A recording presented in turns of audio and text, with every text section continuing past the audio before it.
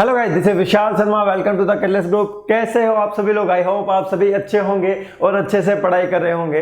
तो मेरे पास कुछ स्टूडेंट्स के डाउट आएंगे, sir how to differentiate the homogeneous and heterogeneous welding. तो उसके बारे में मैं आपको कुछ क्लेरिफाई करना चाहता हूँ कि अगर आपको होमोजीनियस और हेट्रोजीनियस वेल्डिंग में डिफरेंस करना नहीं आ रहा है तो इसमें कोई दिक्कत वाली बात नहीं है, कोई प्रॉब्लम, ये कोई बड़ी प्रॉब्लम नहीं है। ऐसे डाउट्स आने चाहिए और मैं चाहता हूँ कि मेरे पास नंबर ऑफ डाउट्स ही डाउट्स आए, तो उनको मैं क्या करूं, आपकी क्लास में ही सॉल्व करूं, सो दैट अदर स्टूडेंट्स को भी क्या होगा, वो हेल्पफुल होगा। तो अगर बात करते हैं अपने होमोजीनियस वेल्डिंग की, तो होमोजीनियस वेल्डिंग में आपको ये चीज ध्यान रखनी है कि जो उसमें जो फिलर मटेरियल यूज में लिया जाता है that is same as the base material. Homogeneous में क्या होगा, आपका जो मटेरियल होगा फिलर मटेरियल का, ठीक है, और जो आपका बेस मेटल होगा उसका जो मटेरियल होगा वो दोनों क्या होंगे, same. If the material of the filler rod and the base metal is same then that welding is termed as a homogeneous welding. Heterogeneous welding में क्या होगा, हेट्रोजीनियस वेल्डिंग में आप क्या होगा कि जो आप फिलर मटेरियल यूज में ले रहे हो और जो आप बेस मटेरियल यूज में ले रहे हो दोनों अलग अलग होंगे। दोनों क्या होंगे, अलग अलग। For example soldering and brazing. Soldering और ब्रेजिंग में क्या होता है कि जिस बेस मटेरियल की हम वेल्डिंग करना चाहते हैं उसकी वेल्डिंग करने के लिए हम जो फिलर मटेरियल यूज में ले रहे हैं उसका कंपोजिशन और बेस मटेरियल का कंपोजिशन क्या होता है, डिफरेंट होता है। Another doubt is also come that sir what is the difference between the fusion and diffusion. ये जो डाउट था, मुझे लग रहा था कि ये आज जो आपका डाउट है ये इस वेल्डिंग जो आज हम पढ़ने वाले हैं उसको पढ़ने के बाद ये क्लियर हो जाएगा। लेकिन मैं आपको बता देता हूँ फ्यूजन का मतलब क्या होता है। फ्यूजन का मतलब होता है कि दोनों लिक्विड मेटल्स का आपस में फ्यूजन होना, ठीक है। अब क्या होगा, आपका फिलर मटेरियल भी मेल्ट होगा और वर्कपीस भी मेल्ट होगा। अब जब दोनों आपके जो लिक्विड मिक्स होंगे तो उस कंडीशन में क्या होगा, वो फ्यूजन वेल्डिंग होगी। But in case of diffusion में कुछ भी मेल्ट नहीं होता है। अब तक मैं अभी इतना बता रहा हूं आपको, डिफ्यूजन में मेल्टिंग नहीं होती है, फ्यूजन नहीं होता है, उसमें कुछ और प्रोसेस होता है। और उस प्रोसेस को समझने के लिए हम एक वेल्डिंग भी पढ़ेंगे जिसे हम कहते हैं डिफ्यूजन वेल्डिंग, जिसे हम क्या कहते हैं, डिफ्यूजन वेल्डिंग कहते हैं। तो आई होप यहां तक आपको कोई प्रॉब्लम नहीं होगी। अब तक जो हमने वेल्डिंग में पढ़ा है, इन वेल्डिंग से जो एप्लीकेशन बेस्ड क्वेश्चन होते हैं वो डायरेक्टली पूछे जाते हैं और उन क्वेश्चंस के अलावा और क्या क्वेश्चन पूछे जा सकते हैं उनके बारे में भी हम आगे डिस्कस करेंगे। तो पहले हम आज का टॉपिक स्टार्ट करते हैं, that is your solid state welding. That is your solid state welding. तो इस कंडीशन में क्या होगा, जो आपके बेस मटेरियल की स्टेट होगी वो लिक्विड स्टेट में कन्वर्ट नहीं होगी। आपका जो बेस मटेरियल का स्टेट है वो कैसा रहेगा, सॉलिड रहेगा। कैसा रहेगा, सॉलिड स्टेट रहेगा। सॉलिड स्टेट वेल्डिंग में हम कौन कौन सी वेल्डिंग पढ़ने वाले हैं। सॉलिड स्टेट वेल्डिंग में हम सबसे पहली वेल्डिंग पढ़ेंगे एक्सप्लोजिव वेल्डिंग। कौन सी वेल्डिंग, एक्सप्लोजिव वेल्डिंग पढ़ेंगे, ठीक है। जो हम सेकेंड वेल्डिंग पढ़ेंगे that will be the ultrasonic welding. That will B ultrasonic welding. Ultrasonic welding के बाद हम पढ़ेंगे थर्ड नंबर पर फ्रिक्शन वेल्डिंग। Friction welding. और जो फोर्थ नंबर का आपका जो वेल्डिंग होगा वो होगा आपका स्मिथ वेल्डिंग, या फिर हम इसे कह सकते हैं स्मिथ फोर्जिंग। और जो आपका फिफ्थ नंबर का होगा that will B diffusion welding. तो यहां आपका डाउट क्लियर हो जाएगा। जिस स्टूडेंट ने भी डाउट मुझे भेजा था कि सर डिफ्यूजन और फ्यूजन में क्या डिफरेंस होता है, तो जब ये वेल्डिंग आप पढ़ोगे तो आपके डाउट क्लियर हो जाएंगे। हाँ, ये डाउट आना चाहिए था, इसमें कंफ्यूजन जरूर होना चाहिए था कि सर इन दोनों में क्या डिफरेंस होता है। बहुत अच्छी बात है कि जिस स्टूडेंट के मन में भी ये डाउट आया है वो स्टूडेंट काफ़ी कोशिश कर रहा है पढ़ने की और उसमें जो काबिलियत है बहुत ज़्यादा है। उसने पॉइंट्स पकड़े हैं कि सर फ्यूज़न क्या होता है, डिफ्यूज़न क्या होता है। आपको भी वैसे हमें क्या करना है, पढ़ने की कोशिश करनी है और जितने डाउट आ सकते हैं उतने डाउट आपके आने चाहिए। जितने ज़्यादा आप क्वेश्चन सोल्व करोगे उतना ही बेटर होगा और आपके डाउट क्या होंगे, क्लियर होंगे और आपका टॉपिक क्या होगा, स्ट्रॉन्ग होगा। तो अब मैं आपको सबसे पहले पढ़ाने वाला हूँ एक्सप्लोजिव वेल्डिंग। कौन सी वेल्डिंग पढ़ाने वाला हूँ मैं, सबसे पहले मैं आपको पढ़ाऊंगा एक्सप्लोजिव वेल्डिंग। और एक्सप्लोजिव वेल्डिंग में क्या होता है हम डिटेल में स्टडी करेंगे। एक्सप्लोजिव वेल्डिंग की क्या एप्लीकेशन होती है और एक्सप्लोजिव वेल्डिंग में क्या प्रोसेस होता है। So the first topic is for solid state welding, that is explosive welding. सबसे पहले हम पढ़ने वाले हैं एक्सप्लोजिव वेल्डिंग।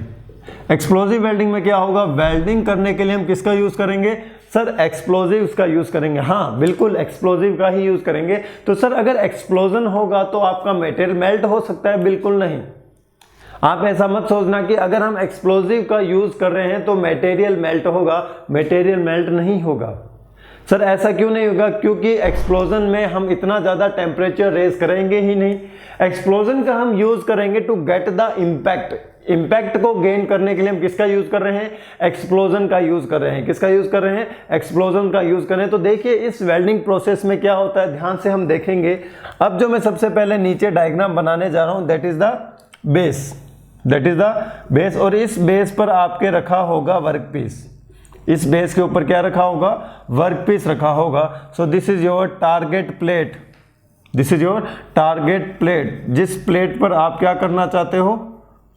एक्सप्लोजिव वेल्डिंग करना चाहते हो। जिस प्लेट पर आप क्या करना चाहते हो? एक्सप्लोजिव वेल्डिंग करना चाहते हो, ठीक है। उसके बाद क्या होगा? इससे थोड़ा सा ऊपर डिस्टेंस, इसके थोड़ा सा ऊपर डिस्टेंस आपके होगी flyer plate. This is the flyer plate. ये जो फ्लूअर प्लेट होगी ये आपकी टारगेट प्लेस से कुछ ऊपर की ओर होगी। और आपको ये नजर आ रहा होगा कि सर ये तो एक इंक्लाइंड प्लेट है। कैसी प्लेट है? इंक्लाइंड प्लेट है। हाँ, ये बिल्कुल इंक्लाइंड प्लेट ही होगी। और सर जो इसका इंक्लिनेशन एंगल होगा, अगर हम उसकी बात करें, इसका जो इंक्लिनेशन होगा that will be 10 degree to 20 degree, that will be 10 degree to 20 degree. Now come to the thickness of the flyer plate.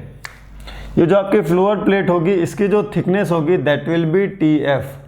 जो थिकनेस होगी आपके फ्लोअर प्लेट की दैट विल बी TF। और ये जो डिस्टेंस होगी, इस डिस्टेंस की वैल्यू जो होगी वो होगी 1/4 टू 1/2 टाइम्स ऑफ TF। ये जो हमने डिस्टेंस प्रोवाइड करी है, ठीक है, distance between the flyer plate and the target plate, और उसकी वैल्यू क्या होगी? That depend upon the thickness of the flyer plate. और इसकी वैल्यू क्या है? 1/4 टू 1/2 ऑफ TF। अभी मैंने प्रोसेस स्टार्ट नहीं किया है, अभी मैं सिर्फ आपको इतना बताना चाह रहा हूं कि इसमें जो अरेंजमेंट होता है वो किस तरीके से होता है, ठीक है। अब देखिए ये जो आपकी फ्लूअर प्लेट होगी इसके ऊपर रखे होंगे आपके एक्सप्लोजिव्स। इसके ऊपर क्या रखे होंगे? एक्सप्लोजिव्स रखे होंगे। So these are the explosives.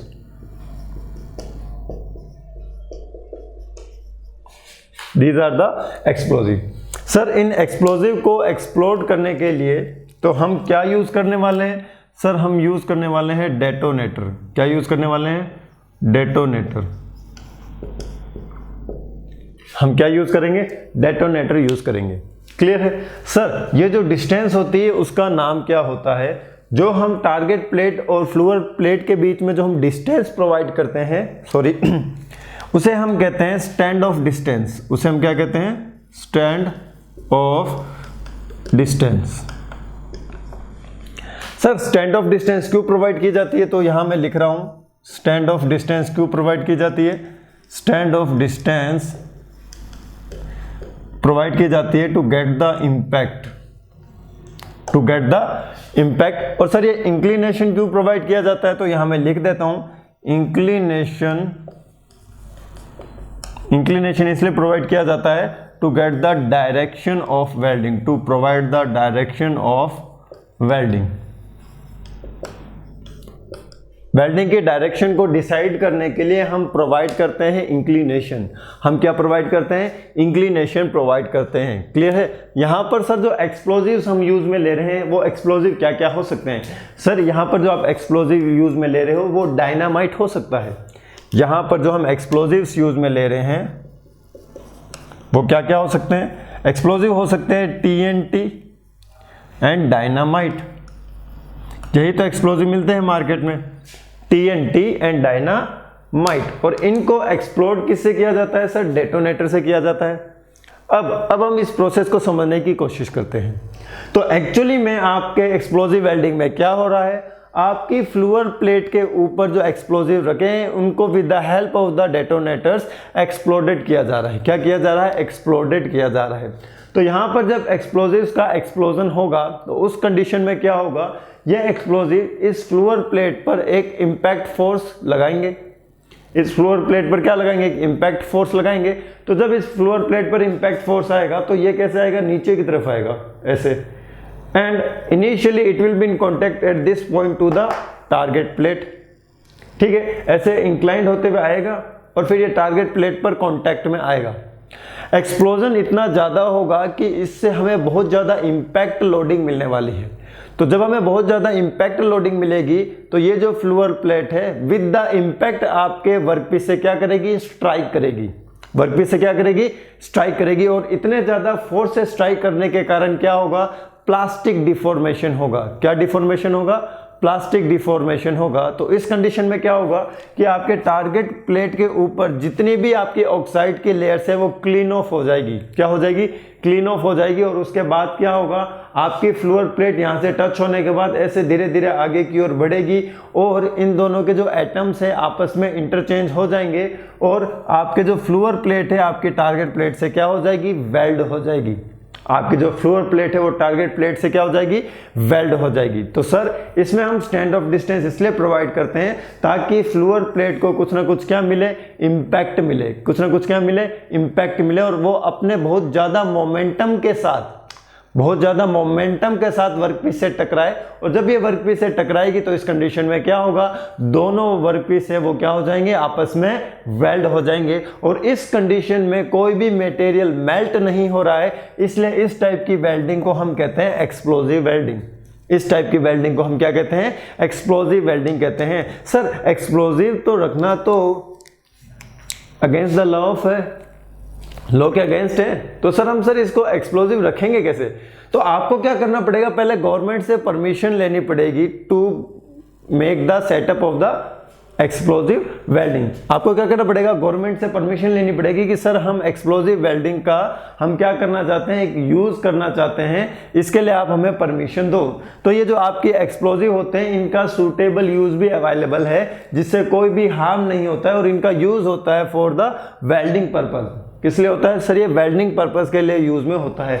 Sir क्या जरूरी है कि हम एक्सप्लोजिव वेल्डिंग करें ही करें, क्या कोई और वेल्डिंग प्रोसेस नहीं हो सकता जिनमें हम इस तरीके के प्लेट्स को वेल्ड कर सकें, हो सकता है। लेकिन जो एक्सप्लोजिव वेल्डिंग से जो आपके ऑब्जेक्ट बनते हैं उनका एक यूनिक फीचर होता है। उनका क्या होता है, एक यूनिक फीचर होता है। से फॉर एग्जांपल आप इसमें सिमिलर और डिसिमिलर मटेरियल दोनों की क्या कर सकते हो, वेल्डिंग कर सकते हो। दोनों की क्या कर सकते हो, वेल्डिंग कर सकते हो। तो इसमें ये जरूरी नहीं है कि दोनों मटेरियल का क्या होना, सेम होना। इसमें जरूरी नहीं है कि दोनों मटेरियल का क्या होना चाहिए, सेम होना चाहिए। तो इसमें आपके मटेरियल दोनों डिफरेंट भी हो सकते हैं और इसमें दोनों आपके मटेरियल सिमिलर भी हो सकते हैं। तो ये भी एक बहुत अच्छी बात है।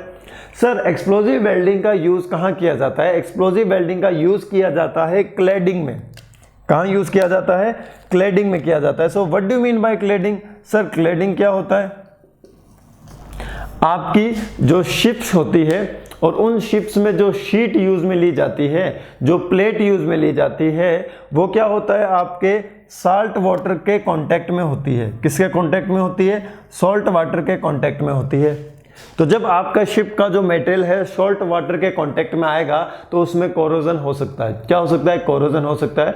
तो उसमें कोरोजन ना होने के लिए हम क्या करते हैं, क्लैडिंग करते हैं। और क्लैडिंग में हम क्या करते हैं, एक दूसरी लेयर आपके शिप की प्लेट के ऊपर वेल्ड कर देते हैं। एक दूसरी लेयर आपके शिप के शीट के ऊपर क्या कर देते हैं, वेल्ड कर देते हैं, in order to prevent it from the corrosion. Sir ये तो बहुत अच्छी एप्लीकेशन है, इससे तो आपकी शिप की शीट्स भी खराब नहीं होगी, बिल्कुल नहीं होगी। जितने भी शिप्स प्रोड्यूस होते हैं उन सभी के जो मटेरियल होते हैं उनकी क्लैडिंग करना बहुत जरूरी होता है। उनकी क्लैडिंग करना क्या होता है, बहुत जरूरी होता है। और उनकी क्लैडिंग किस तरीके से होती है, सर उनकी क्लैडिंग होती है आपके एक्सप्लोजिव वेल्डिंग की हेल्प से। किससे होती है, एक्सप्लोजिव वेल्डिंग की हेल्प से। सर एक्सप्लोजिव वेल्डिंग का यूज हम और कहाँ करते हैं, जो आपकी एक्सप्लोजिव वेल्डिंग होती है उसका आप यूज करते हो एल्यूमिनियम टू स्टील को वेल्ड करने के लिए। एल्यूमिनियम टू स्टील को वेल्ड करने के लिए। और कहाँ यूज करते हैं सर, इसका यूज हम करते हैं एल्यूमिनियम एंड स्टील की प्लेट्स को वेल्ड करने के लिए। और कहाँ यूज करते हैं हम, इसका यूज हम करते हैं एल्यूमिनियम एंड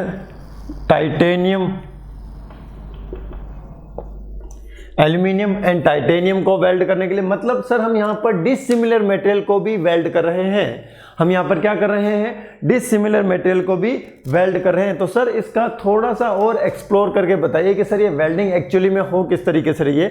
तो अब मैं आपको एक लाइन डायग्राम की हेल्प से with the help of the sketch में समझाना चाहता हूं कि एक्सप्लोजन में एक्चुअली वेल्डिंग हो किस तरीके से रही है। तो एक्चुअली में प्रोसेस तो इस तरीके से होगा, लेकिन इसको हम और सिंप्लीफाई भी कर सकते हैं for the purpose of the understanding कि एक्चुअली में आपकी एक्सप्लोजिव वेल्डिंग कैसे करना चाहते हो। ठीक है, अब मैं एक सिंपली डायग्राम बना रहा हूं, मैं उसकी एप्लीकेशन नहीं बताऊंगा कि वो वर्कपीस कहां यूज में आता है। ठीक है, it is just for the purpose of the understanding of the explosive welding कि सर वेल्ड होने के बाद कैसे नजर आएगा, वेल्ड होने के बाद कैसे नजर आएगा। तो देखिए कैसे नजर आएगा। आपके पास दो क्लैंप होंगे, एक कुछ इस तरीके से, दूसरा कुछ इस तरीके से। ठीक है, एक और बना देता हूं ताकि आपको दिख जाएगा कि वेल्डिंग होने के बाद में वर्कपीस कैसा नजर आने वाला है। वेल्डिंग होने के बाद में वर्कपीस कैसा नजर आने वाला है, ध्यान से देखिएगा डायग्राम को। ठीक है, सिमिलर डायग्राम है, थोड़ा बहुत ऊपर नीचे एरर हो सकती है। अब देखिए इसमें यहां पर आपके पास क्या है, दो मटेरियल है। कितने मटेरियल है, दो मटेरियल है। So this is your first sheet. चलो पहले मैं ऊपर वाले शीट में बनाता हूं। This is your first sheet. ठीक है, ये आपकी फर्स्ट शीट है, प्लेट कह सकते हो आप इसे, और नीचे इसकी सेकंड शीट है। इसके नीचे भी क्या है, ऐसा ही कुछ अरेंजमेंट है। सबसे पहले रेड कलर वाली शीट है, रेड कलर वाला वर्कपीस। ठीक है, और उसके ऊपर क्या है, ब्लैक कलर का।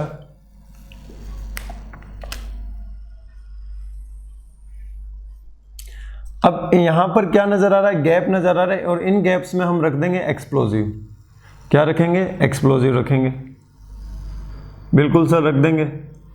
So the blue colour is the explosives, blue colour is the explosive. अब हम इन एक्सप्लोजिव का क्या करेंगे सर, एक्सप्लोजन करेंगे। क्या करेंगे, एक्सप्लोजन करेंगे।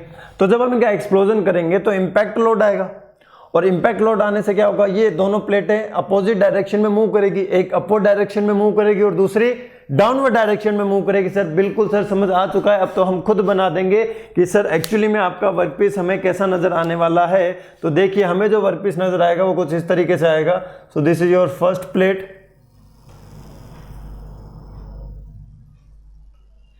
ओके, और यहां पर भी आपकी एक प्लेट होगी, और वेल्ड होने के बाद दूसरी प्लेट कैसी नजर आएगी, वेल्ड होने के बाद दूसरी प्लेट हो जाएगी इस तरीके से। ठीक है, यहां पर दूसरी प्लेट हो जाएगी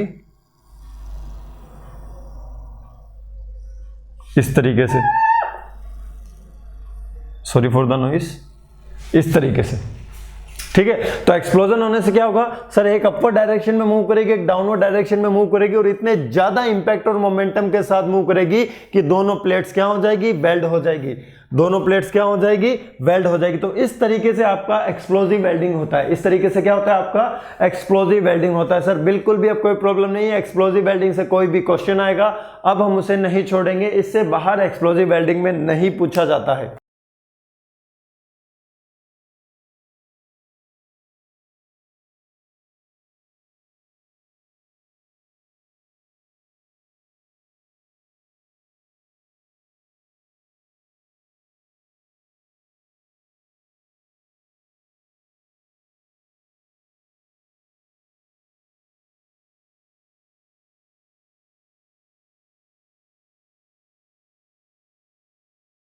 ठीक है, so now come to the next type of the solid state welding. Next type of the solid state welding is ultrasonic welding. Next type of the solid state welding is ultrasonic welding. तो ultrasonic welding से भी question आने के chances होते हैं, तो हम ultrasonic welding भी पढ़ रहे हैं। अल्ट्रासोनिक में क्या होता है, जो आप वेल्डिंग करते हो that is done with the help of the vibration. High frequency vibration की हेल्प से हम क्या करते हैं, अल्ट्रासोनिक वेल्डिंग में दो पार्ट्स को वेल्ड करते हैं। तो आइए देखिए जो हमारा नेक्स्ट टॉपिक है that is ultrasonic welding. Ultrasonic welding. तो ये नाम आपने सुने होंगे, सबसोनिक, सुपरसोनिक, ठीक है, सोनिक, तो उसी से है ये रिलेटेड अल्ट्रासोनिक। अल्ट्रासोनिक रिलेटेड होता है फ्रीक्वेंसी से। अल्ट्रासोनिक किससे रिलेटेड होता है? फ्रीक्वेंसी से। तो यहाँ पर जो आपकी वाइब्रेशन की फ्रीक्वेंसी होगी ये बहुत ज़्यादा होगी। यहाँ पर जो वाइब्रेशन की फ्रीक्वेंसी होगी वो होगी आपके 20 kilohertz to 80 kilohertz. कितनी होगी? 20 kilohertz to 80 kilohertz. ये होगी आपकी वाइब्रेशन की फ्रीक्वेंसी। ये क्या होगी? आपकी वाइब्रेशन की फ्रीक्वेंसी। जनरली जो हम वाइब्रेशन की फ्रीक्वेंसी यूज में लेते हैं that is 20 kilo hertz, that is 20 kilo hertz. तो 20 किलो हर्ट्ज अगर आपके क्वेश्चन में आता है आपको उसको टिक करना है, और इसकी फ्रीक्वेंसी होती है वो 20 किलो हर्ट्ज या उससे ज्यादा होती है। 20 किलो हर्ट्ज या फिर उससे क्या होती है? ज्यादा होती है। So this is the frequency of the vibration, this is the frequency of the vibration. So what do you mean by the frequency? तो से फॉर एग्जांपल अगर आपकी कोई स्प्रिंग वाइब्रेट कर रही है इस तरीके से, क्लियर है, तो जब उसकी एक साइकिल कंप्लीट होगी तो उसको साइकिल में कुछ टाइम लगेगा। सपोज 1 सेकंड में वो उधर गई और 1 सेकंड में इधर आई, तो साइकिल का टाइम कितना हुआ? सर 2 सेकंड हुआ। कितना सेकंड हुआ? 2 सेकंड हुआ। तो लेकिन जो यहां पर जो वाइब्रेशन होगा ना वो पर सेकंड में 20,000 टाइम्स होगा। पर सेकंड में 20,000 टाइम। जैसे हम करेंगे ना 1 सेकंड, तो उनमें क्या होगा? वो 20,000 साइकिल्स कंप्लीट कर चुका होगा। और इतनी बड़ी साइकिल नहीं होगी, उसका जो एम्पलीट्यूड होगा वो बहुत कम होगा, आपको नजर ही नहीं आएगा। उसका जो एम्पलीट्यूड होगा वो बहुत ही कम होगा, और 1 सेकंड में 20,000 टाइम्स वाइब्रेट होगा। 1 सेकंड में कितने टाइम्स वाइब्रेट होगा? 20,000 टाइम्स वाइब्रेशन। और इतना ज्यादा वाइब्रेशन, और इसी ज्यादा वाइब्रेशन का हम यूज करेंगे अल्ट्रासोनिक वेल्डिंग में। किस में यूज करेंगे? अल्ट्रासोनिक वेल्डिंग में। तो अल्ट्रासोनिक वेल्डिंग में सर वाइब्रेशंस प्रोड्यूस कैसे होते हैं? तो अल्ट्रासोनिक वेल्डिंग में जो वाइब्रेशंस प्रोड्यूस होता है उसके लिए आपके पास होता है एक इलेक्ट्रिक मशीन। क्या होती है? एक इलेक्ट्रिक मशीन होती है, और उस इलेक्ट्रिक मशीन से आप एनर्जी को सप्लाई करते हो। उस इलेक्ट्रिक मशीन से आप एनर्जी को सप्लाई करते हो ट्रांसड्यूसर को। किसको? ट्रांसड्यूसर को। So what is the function of the transducer? Transducer का फंक्शन होता है इलेक्ट्रिक एनर्जी को मैकेनिकल एनर्जी में कन्वर्ट करना in the form of vibration energy, in the form of vibration energy. अब ये ट्रांसड्यूसर क्या करेगा? उस एनर्जी को आपके एम्पलीफायर को ट्रांसमिट कर देगा। किसको ट्रांसमिट कर देगा? एम्पलीफायर को ट्रांसमिट कर देगा। और एम्पलीफायर क्या करेगा? उसकी फ्रीक्वेंसी को इंक्रीज कर देगा, उसको एम्पलीफाई कर देगा। क्या कर देगा? उसकी फ्रीक्वेंसी को इंक्रीज कर देगा। तो हमने क्या किया है? With the help of the electromechanical transducer electrical energy को वाइब्रेशनल एनर्जी में ट्रांसफर किया, उसको एम्पलीफायर को ट्रांसफर किया, और एम्पलीफायर ने ट्रांसफर किया क्लैंप को। किसको ट्रांसफर किया? क्लैंप को किया। सो this is the clamp, this is the clamp. और ये क्लैंप होगी आपके ग्राउंडेड। ये क्लैंप क्या होगी? आपके ग्राउंडेड होगी। अब क्या होगा? यहां पर आपके 2 वर्क पीसेस होंगे। This is the first work piece, this is the second work piece. They will be in the intimate contact. इनका कॉन्टैक्ट होगा आपस में, ठीक है। और इनको हम क्या रखेंगे? क्लैंप करके रखेंगे। इनको हम क्या रखेंगे? क्लैंप करके रखेंगे। और इनके नीचे होगा एक anvil. This is the anvil, this is the anvil. Now come to the next point that यहां पर क्या होगा सर? यहां पर भी क्या होगा? यहां पर भी होगा एक anvil. Anvil in the sense यहां पर होगा आपका टूल। यहां पर क्या होगा? आपका टूल होगा। अब क्या होगा? ये टूल भी क्या करेगा? वाइब्रेट करेगा। ये टूल भी क्या करेगा? वाइब्रेट। ऐसे बहुत इजी है। ये टूल भी क्या करेगा? वाइब्रेट करेगा। तो जब आपका टूल वाइब्रेट करेगा तो ध्यान से देखिए आपके वर्कपीस में भी कुछ ना कुछ क्या होगा? ऐसे वाइब्रेशन होगा। ये तो वाइब्रेशन थोड़ा ज्यादा बता रहा हूं मैं आपको, लेकिन वाइब्रेशन जो होगा वो बहुत ही कम एम्पलीट्यूड का होगा, लेकिन उसकी फ्रीक्वेंसी बहुत ज्यादा होगी। उसकी फ्रीक्वेंसी बहुत ज्यादा होगी। आप अपने हाथ को खुद रब करके देखो ऐसे। Due to rubbing action heat will be produce, due to rubbing action heat will be produce, and this heat will be use for the producing welded joint. This heat will be use for the producing welding joint. तो sir हम इसमें कैसे apply कर रहे हैं? देखिए, जब आप यहां से वाइब्रेशन को इसको ट्रांसमिट करोगे तो इनके कॉन्टैक्ट सरफेस पर रबिंग एक्शन होने के कारण हीट प्रोड्यूस होगी, और हीट प्रोड्यूस होने से टेम्परेचर क्या होगा, इंक्रीज। इनका टेम्परेचर क्या हो जाएगा, increase. After getting the 30 to 40% of the melting point temperature, हम क्या करेंगे, इसके ऊपर एक्सटर्नल लोड लगा देंगे। क्या लगा देंगे, एक static load. And due to static load what will happen, इनके अंदर एक स्ट्रॉन्ग बॉन्डिंग प्रोड्यूस हो जाएगी। इनके अंदर क्या प्रोड्यूस हो जाएगी, एक स्ट्रॉन्ग बॉन्डिंग प्रोड्यूस हो जाएगी, और आपका एक वेल्डेड जॉइंट प्रोड्यूस हो जाएगा। क्या प्रोड्यूस हो जाएगा, वेल्डेड जॉइंट प्रोड्यूस हो जाएगा। और अल्ट्रासोनिक में वेल्डेड जॉइंट क्यों प्रोड्यूस हो रहा है, बिकॉज इसमें जो हीट जनरेशन हो रहा है that is due to the rubbing action between the two work pieces, and this rubbing action is getting with the help of the vibration energy. और ये वाइब्रेशन एनर्जी को कौन ट्रांसफर कर रहा है, ये ट्रांसफर कर रहा है ट्रांसड्यूसर। ये कौन ट्रांसफर कर रहा है, सर ये ट्रांसफर कर रहा है ट्रांसड्यूसर। और ट्रांसड्यूसर का क्या काम होता है, सर इलेक्ट्रिकल एनर्जी को वाइब्रेशनल एनर्जी में ट्रांसफर करना, कन्वर्ट करना। इलेक्ट्रिकल एनर्जी को वाइब्रेशनल एनर्जी में क्या करना, कन्वर्ट करके ट्रांसफर करना। सो this is the function of the transducer, this is the function of the transducer. Sir क्या इसका कोई प्रैक्टिकल एप्लीकेशन भी है, हाँ इसके प्रैक्टिकल एप्लीकेशन भी है। सर वो प्रैक्टिकल एप्लीकेशन क्या है, इस वेल्डिंग का यूज हम वहां करते हैं जहां पर थिकनेस की वैल्यू 1 mm से कम हो, जहां पर थिकनेस की वैल्यू क्या हो, 1 mm से कम हो। अगर आप soft and ductile material use में ले रहे हो तो थिकनेस की वैल्यू 2 mm तक इंक्रीज हो सकती है। This is for soft and ductile material, this is for soft and ductile material and this is for strong material. Sir इसकी एप्लीकेशन क्या है, इसकी एप्लीकेशन देखिए क्या है। इसकी जो पहली एप्लीकेशन है that is it is used to weld the armature windings.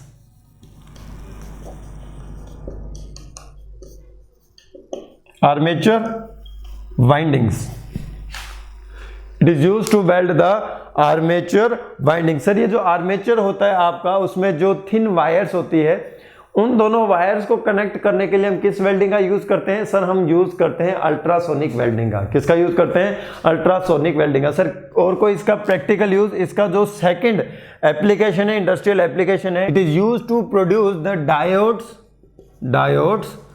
And triodes. और ये जो डायोड्स एंड ट्रायोड्स है ये कहाँ यूज में आते हैं, सर ये इलेक्ट्रॉनिक्स में यूज में आते हैं। तो it is use to produce diodes and triodes in electronic industry.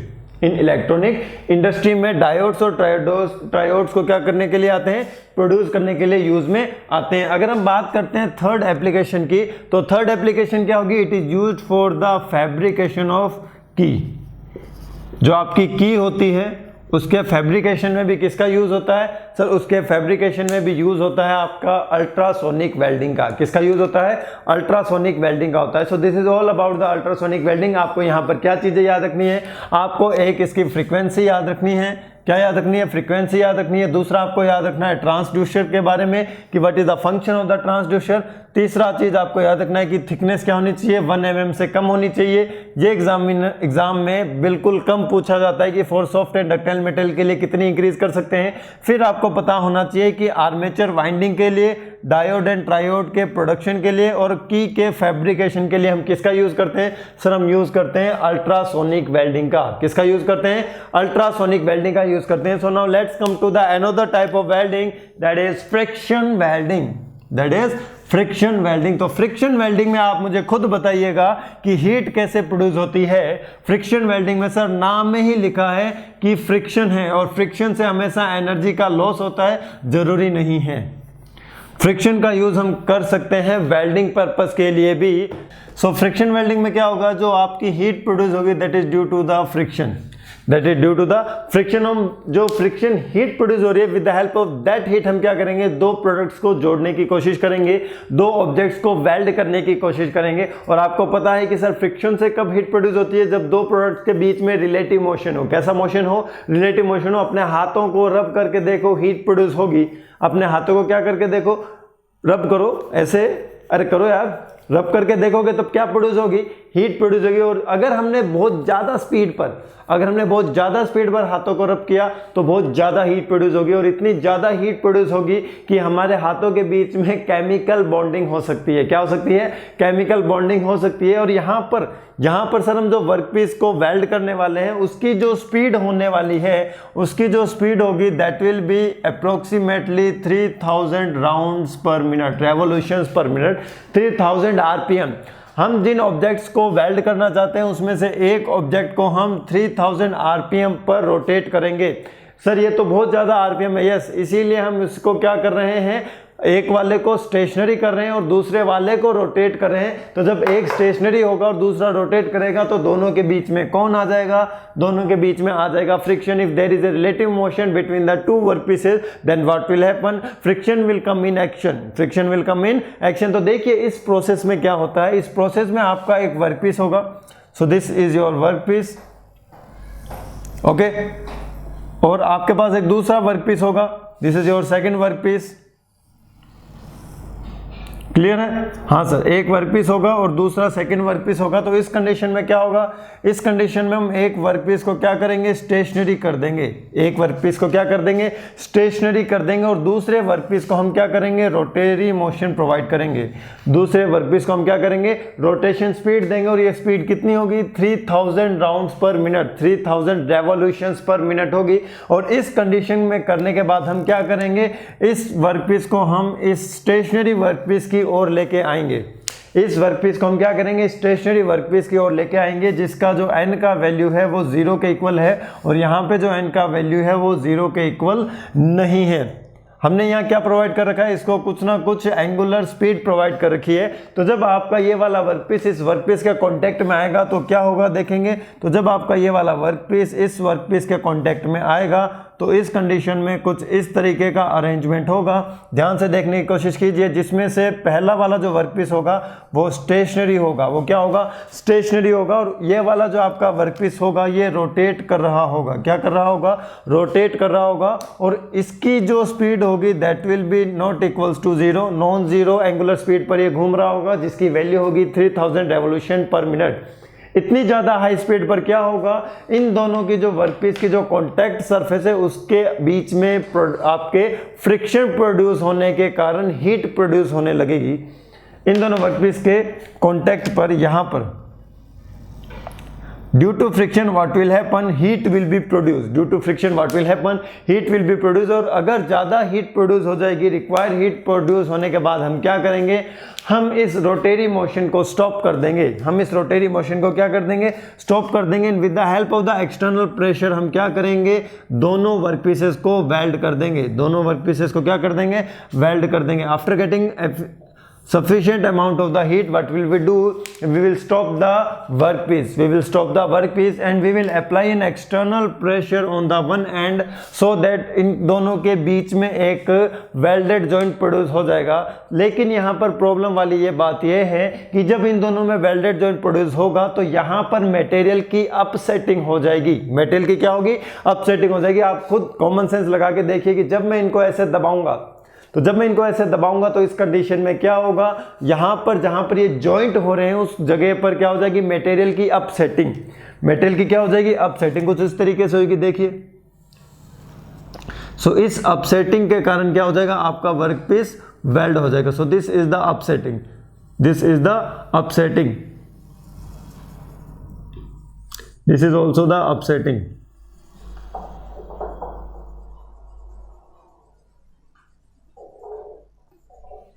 Clear है। सो अपसेटिंग के कारण क्या होगा, यहां पर मटेरियल का जो डाया है वो इंक्रीज हो जाएगा। यहाँ पर जो आपका वर्कपीस है उसका डाया क्या हो जाएगा, इंक्रीज हो जाएगा। और हम क्या कर सकते हैं सर, हम इसको with the help of the machining remove कर सकते हैं। विद द हेल्प ऑफ हम क्या कर लेंगे, इस वर्कपीस की मशीनिंग करके हम इसके जो एक्सेस मटेरियल है वो क्या कर देंगे, रिमूव कर देंगे। और यहाँ पर एक यूनिफॉर्म स्ट्रक्चर को गेन कर लेंगे। यहाँ पर जो आपका प्रोडक्ट बनेगा आफ्टर मशीनिंग क्या हो जाएगा, उसका जो डायमीटर है वो अलोंग द लेंथ क्या हो जाएगा, यूनिफॉर्म हो जाएगा। लेकिन आफ्टर फ्रिक्शन वेल्डिंग क्या होता है, यहाँ पर अपसेटिंग हो जाती है। और अपसेटिंग होने के कारण डायमीटर इंक्रीज हो जाता है, और डायमीटर जो इंक्रीज हुआ है उसको रिड्यूस करने के लिए हम करते हैं मशीनिंग, और मशीनिंग में डायमीटर रिड्यूस करने का कौन सा प्रोसेस होता है सर? टर्निंग होता है। और with the help of the turning what will we do? We will make the diameter of this workpiece uniform along its length. यहां पर मुझे आप एक बात बताएंगे कि इस फ्रिक्शन वेल्डिंग की लिमिटेशन क्या है? इस फ्रिक्शन वेल्डिंग की लिमिटेशन ये है कि जो आपके जो वर्कपीस होते हैं वो दोनों सिलेंड्रिकल होने चाहिए और कोएक्सियल होने चाहिए। आपके जो दोनों वर्कपीस है वो दोनों सिलेंड्रिकल होने चाहिए और क्या होने चाहिए? कोएक्सियल होने चाहिए, तभी हम उनकी क्या कर पाएंगे सर? फ्रिक्शन वेल्डिंग कर पाएंगे, अदरवाइज हम उनकी फ्रिक्शन वेल्डिंग नहीं कर पाएंगे। सो this is the limitation of the friction welding. और ये इसका एक एडवांटेज भी है कि हम दो सिलेंड्रिकल ऑब्जेक्ट्स को end to end within very short period of time क्या कर सकते हैं? ज्वाइन कर सकते हैं, उनकी वेल्डिंग कर सकते हैं। ठीक है, with in a very short period of time हम 2 मिनट से 5 मिनट के अंदर इन दोनों ऑब्जेक्ट्स को क्या कर सकते हैं? वेल्ड कर सकते हैं। इतना शॉर्ट ड्यूरेशन है इसका। क्लियर है? तो अगर हम बात करते हैं इसकी एप्लीकेशन की, तो इसकी एप्लीकेशन क्या होगी? इसकी हेल्प से हम क्या कर सकते हैं? ड्रिल बिट को और शैंक को वेल्ड कर सकते हैं। Drill bit and drill shank, इन दोनों को हम क्या कर सकते हैं? वेल्ड कर सकते हैं। सेकंड एप्लीकेशन क्या है इसकी? सेकंड एप्लीकेशन है कि हम एक्सल को और हब को वेल्ड कर सकते हैं। एक्सल को और किसको वेल्ड कर सकते हैं? हम हब को वेल्ड कर सकते हैं। सो this is the first application, this is the second application. अगर हम बात करते हैं थर्ड एप्लीकेशन की, किसकी बात करते हैं? थर्ड एप्लीकेशन की अगर हम बात करते हैं तो आपकी जो थर्ड एप्लीकेशन होगी वो क्या होगी? With the help of the friction welding हम क्या कर सकते हैं? पाइप और वाल्व्स को भी वेल्ड कर सकते हैं। पाइप्स एंड वाल्व्स को भी क्या कर सकते हैं? वेल्ड कर सकते हैं। लेकिन इसमें हमें ध्यान रखना है कि हमें एक वर्कपीस को स्टेशनरी करना पड़ेगा और दूसरे वर्कपीस को क्या प्रोवाइड करना पड़ेगा? रोटेरी मोशन प्रोवाइड करना पड़ेगा, एंगुलर स्पीड प्रोवाइड करनी पड़ेगी। और ये जो एंगुलर स्पीड होगी ये बहुत ही ज़्यादा एंगुलर स्पीड होगी और इसकी जो वैल्यू होगी इट विल बी 3000 रेवोल्यूशंस पर मिनट। अगर हम एंगुलर स्पीड इंक्रीज करते हैं तो यहाँ पर जो अप्लाइड फोर्स की वैल्यू है वो डिक्रीज हो जाएगी, क्योंकि एंगुलर स्पीड इंक्रीज होने से हीट का जो जनरेशन है वो भी इंक्रीज हो जाएगा और हमें जो हम एक्सटर्नली फोर्स अप्लाई कर रहे हैं उसकी रिक्वायरमेंट क्या हो जाएगी? कम। ऐसा नहीं है हम एक्सटर्नल फोर्स अप्लाई ही नहीं करेंगे। I am talking about the magnitude of the external force. If the heat generated will be increases then the less external force will be required in order to produce the welded joint with the help of the friction welding. So these are the three application of the friction welding. These are the three application of the friction welding. अब अगर हम बात करते हैं इसके numerical analysis की, how much of heat will be produce in the friction welding, तो उसका एक बहुत ही सिंपल फॉर्मूला है। उसका एक बहुत ही सिंपल फॉर्मूला है और हमें पता होना चाहिए कि फ्रिक्शन फोर्स कितना प्रोड्यूस हो रहा है। फ्रिक्शन फोर्स कितना प्रोड्यूस हो रहा है। अगर हम बात करते हैं एक्सटर्नल प्रेशर की, it is denoted by P, it is denoted by और P, और ये जो एक्सटर्नल प्रेशर होगा इसकी जो वैल्यू होगी it will be 40 to 400 mega pascal. 40 to 400 mega pascal depending upon the speed provided to the workpiece. ठीक है, अगर हम बात करते हैं यहाँ पर नॉर्मल फोर्स की, किसकी? नॉर्मल फोर्स की, तो that will be equals to P into a. P into a, P is the pressure, P is the external pressure, then the normal force will be equals to P into A. So if we want to calculate the value of the friction force, it will be equals to mu into normal force. Mu into normal force or normal reaction. Normal reaction will be equals to normal force. That's why I am taking it as a normal force, because here यहाँ पर numerical, चलो मैं आपको ऐसे ही लिखाता हूँ, normal reaction। आप फिर confuse हो जाओगे, लेकिन इस कंडीशन में क्या होता है? नॉर्मल जो रिएक्शन होती है वो नॉर्मल फोर्स के लिए इक्वल होती है। क्यों? उसके लिए इक्वल क्यों होगी? क्योंकि यहां पर हमने इक्विलिब्रियम कंडीशन लगाया, इसलिए जो फ्रिक्शन फोर्स की वैल्यू होगी, अगर मैं उसको F से डिनोट करता हूं, उसकी वैल्यू क्या होगी? म्यू इंटू में P इंटू में A। अगर मैं बात करता हूं फ्रिक्शनल टॉर्क की, किसकी बात करूं? फ्रिक्शनल टॉर्क की, तो फ्रिक्शनल टॉर्क की वैल्यू क्या होगी सर? वो होगी friction force into radius, and this will be equals to mu into P into A into R। So this will be the frictional torque, this will be the frictional torque. अगर हम बात करते हैं power की, अगर हम बात करते हैं पावर की या फिर एनर्जी की, एनर्जी पर सेकेंड, तो इस फ्रिक्शनल टॉर्क के कारण जो आपकी एनर्जी प्रोड्यूस होगी उसकी वैल्यू क्या होगी, it will be equals to 2 pi N T F divide by 60, 2 pi N T F divide by 60। और ये जहाँ पर जो आपका पावर का जो फॉर्मूला होगा उसकी वैल्यू क्या हो जाएगी सर, इसकी वैल्यू हो जाएगी 2 pi N divide by 60 multiply with mu into P into A into R, mu into P into A into R. अगर हम इसको और सिंप्लीफाई करते हैं it will be equals to twice of R will be the diameter, twice of R will be the diameter, so it will be equals to pi D N divide by 60 into mu into P into A into mu into P into A. What is A? A is the cross sectional area, area is the A, area is the A, and this value will be equals to pi by 4 D square. Value of the very simple, circular है तो पाई by 4 D square, अगर होलो होगा तो D outer square minus D inner square, so it is just a area, ठीक है। And what is the you? Mu is the coefficient of friction, mu is the coefficient of friction, and what is P? P is the pressure. इसे हम कह सकते हैं external pressure, और external pressure की value क्या होगी सर? 400 तक हो सकती है। कहाँ तक हो सकती है? 400 तक हो सकती है, डिपेंडिंग अपॉन हम अपने ऑब्जेक्ट को कितना स्पीड प्रोवाइड किया है, हमने इस ऑब्जेक्ट को कितना स्पीड प्रोवाइड किया है। So this is all about the friction welding.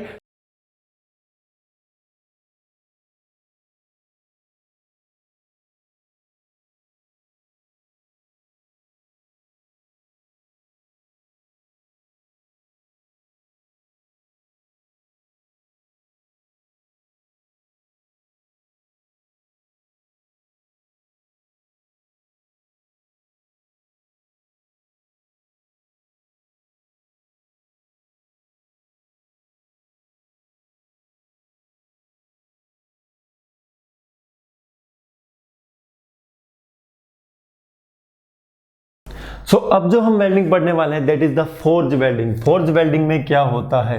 Next type of the welding is forge welding, ठीक है। नाम में ही इसमें छुपा है, बहुत इजी है। फोर्ज मतलब आपने फोर्ज से कुछ नाम सुना होगा, दैट इज फोर्जिंग।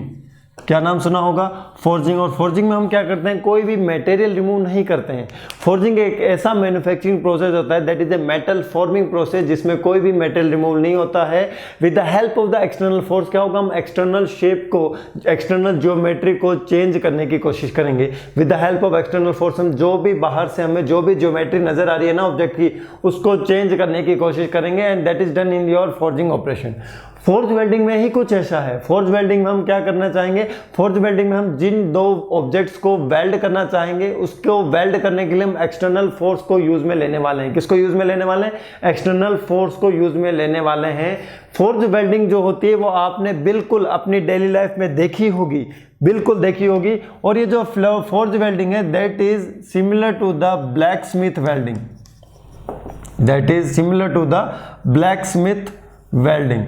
इस वेल्डिंग प्रोसेस में क्या होता है? आपने अगर कहीं रास्ते से जा रहे हो गाड़ी से, 4 व्हीलर से, 2 व्हीलर से, तो आपने रास्ते में देखा होगा कि एक आपका वर्कर होता है जो कि with the help of the hammer, with the help of the hammer कुछ कंपोनेंट को गर्म करके उसकी एक्सटर्नल शेप को चेंज करने की कोशिश करता है। तो वो वहां पर क्या करता है? ब्लैक स्मिथ ऑपरेशन करता है। क्या ऑपरेशन करता है? ब्लैक स्मिथ ऑपरेशन करता है। That is also type of A welding, that is also type of A welding. और उस कंडीशन में वो क्या करता है? उस कंडीशन में जो आपका वर्कपीस होता है उसका वो टेम्परेचर इंक्रीज करता है with the help of the forge. With the help of the forge वो क्या करेगा? फोर्ज में उस ऑब्जेक्ट को रखकर उसके टेम्परेचर को क्या करेगा सर? उसके टेम्परेचर को वो करेगा इंक्रीज। और टेम्परेचर इंक्रीज कहाँ तक करेगा सर? उसका टेम्परेचर वो इंक्रीज करेगा रिक्रिस्टलाइजेशन टेम्परेचर के अबव। कहां पर? रिक्रिस्टलाइजेशन टेम्परेचर के अबव। तो रिक्रिस्टलाइजेशन टेम्परेचर के अबव टेम्परेचर इंक्रीज करने से क्या होगा? जो क्रिस्टल की जो फॉर्म्स होती है, शेप होती है, वो चेंज हो सकती है। जो क्रिस्टल की जो आपकी शेप होगी, जो फॉर्म होगी, जो उसका साइज शेप होगा, वो क्या हो सकता है? चेंज हो सकता है। इसीलिए हम उसे रिक्रिस्टलाइजेशन टेम्परेचर के ऊपर तक गर्म करते हैं, ताकि जो भी उसमें ग्रेन बाउंड्रीज होती है वो क्या हो जाए? खत्म हो जाए। वो क्या हो जाए? खत्म हो जाए। सो वो क्या करेगा? टेम्परेचर इंक्रीज करने के बाद उस पर एक्सटर्नल फोर्स लगाएगा। टेम्परेचर इंक्रीज करने के बाद क्या लगाएगा? एक्सटर्नल फोर्स लगाएगा। और एक्सटर्नल फोर्स लगाने के लिए वो उस वर्कपीस को रखेगा एनविल पर। किस पर रखेगा? एनविल पर रखेगा। सो दिस इज द एनविल। और वहां पर उस वर्कपीस को वो रख देगा। अब वो क्या करेगा, वो इस डायरेक्शन में एक्सटर्नल फोर्स लगाएगा F1 F2, और ये जो एक्सटर्नल फोर्स लगा रहा है ना, ये with the help of hammer लगा रहे हैं, with the help of hammer लगा रहे हैं। तो हम यहाँ से इसको एक्सटर्नल फोर्स लगाएंगे, यहाँ से इसको एक्सटर्नल फोर्स लगाएंगे। तो एक्सटर्नल फोर्स लगाने के कारण क्या होगा, ये वाला जो आपका ऑब्जेक्ट होगा ये कुछ इस डायरेक्शन में डिस्टॉर्ट हो जाएगा, कुछ इस तरीके से होगा कि नहीं। तो जो आपका ऑब्जेक्ट होगा, देखो यहाँ बनाता हूँ मैं, it will be in the shape of you, it will be in the shape of you. अब हम क्या करेंगे, इसको वापस फोर्स के अंदर रखेंगे, टेम्परेचर इंक्रीज करेंगे, और टेम्परेचर इंक्रीज करने के बाद हम इसको वापस एंविल पर रखेंगे और हम इस पर वापस ऐसे फोर्स लगाएंगे। तो जब हम इस पर वापस इस डायरेक्शन में फोर्स लगाएंगे तो फाइनली जो आपका ऑब्जेक्ट प्रोड्यूस होगा वो कुछ इस तरीके से होगा। देखिए,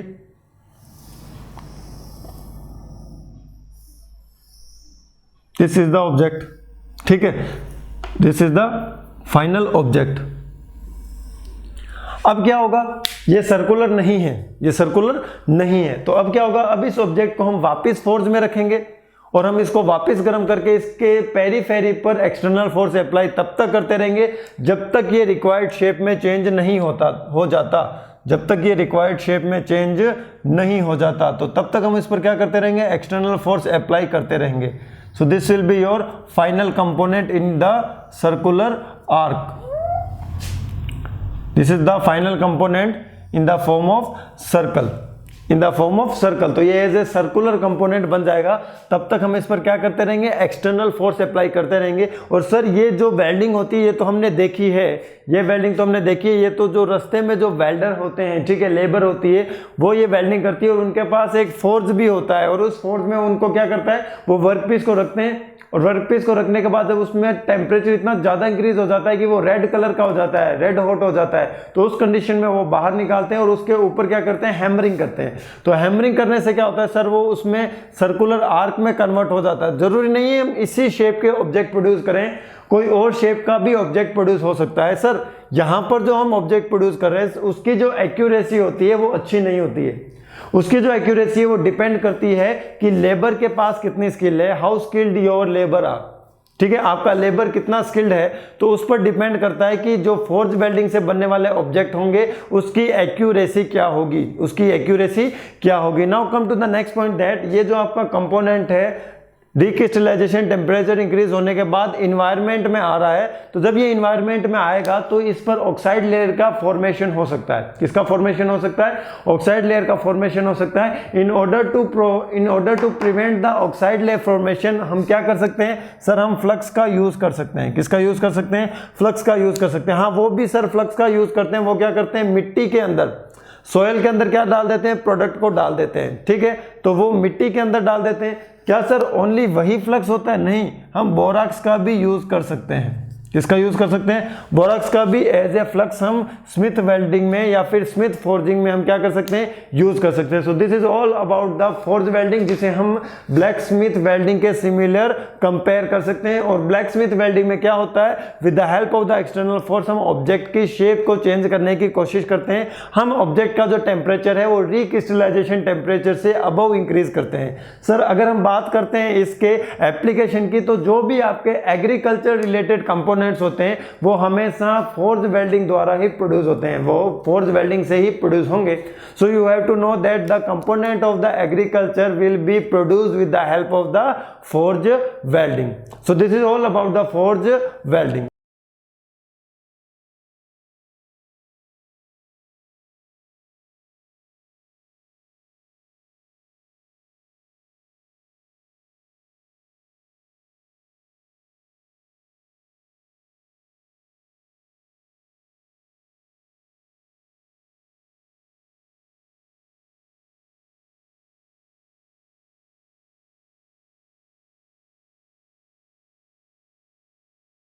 So now let's come to the last type of the welding of solid state, that is बताइए क्या नाम है उसका सर, उसका नाम है डिफ्यूजन वेल्डिंग। उसका नाम क्या है, डिफ्यूजन वेल्डिंग है। देखेंगे डिफ्यूजन वेल्डिंग में क्या होता है। डिफ्यूजन वेल्डिंग भी बहुत सिंपल है, इससे बहुत सिंपल क्वेश्चन आ सकते हैं। देखिए डिफ्यूजन में क्या होगा, डिफ्यूजन में हम क्या करेंगे, दो मेटल होंगे, उनके वर्कपीस को हम कहाँ रखेंगे, एक दूसरे के ऊपर, ठीक है।